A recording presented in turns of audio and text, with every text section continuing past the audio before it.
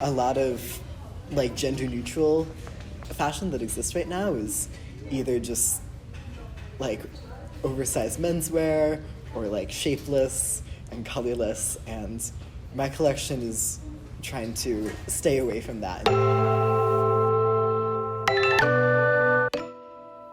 I work as a peer health advocate at the new school, and a lot of my work focuses around the trans community. I run Gender Venting, which is a group for trans students, and I'm also working on a training workshop for professors about how to support their trans students. For my thesis, I'm creating Becoming, which is a platform to uplift the health and well-being of trans people. This includes a podcast and video series called Trans Talk. I've noticed that trans people will have conversations with each other that we don't necessarily feel safe or comfortable having with cisgender people, but it's in those conversations that we're the most honest about our experiences.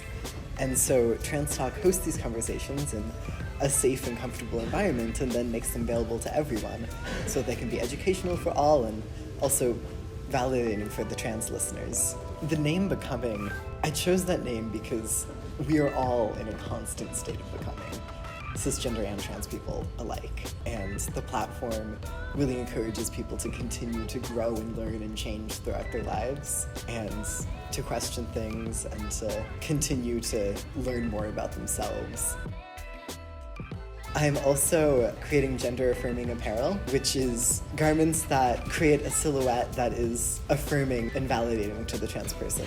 And so these could be things like chest binders to create a flat chest, or tucking underwear to hide a bulge, or packers to create a bulge. But there's also outer garments in the collection. In one of the Trans Talk episodes, somebody said something that really stood out to me because it's something that I've heard a lot of other trans people say before, which is that something that just makes them feel so powerful is when you can't really see their body at all.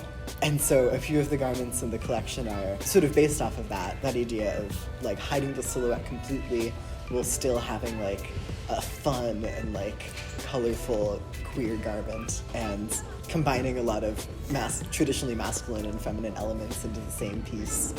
I'm also doing things with the fit to make sure that the garments can be worn by as many people as possible.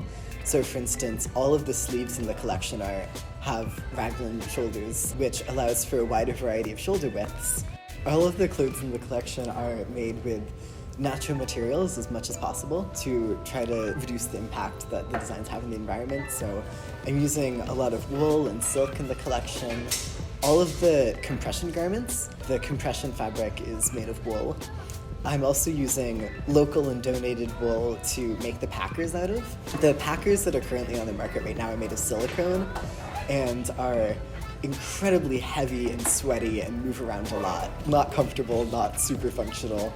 But the packers that I designed are made of wool, which is the perfect material because it's naturally resistant to bacteria, mold, and mildew, and it naturally repels sweat and odor, and it's renewable and biodegradable, and is super lightweight while being able to maintain its shape really well.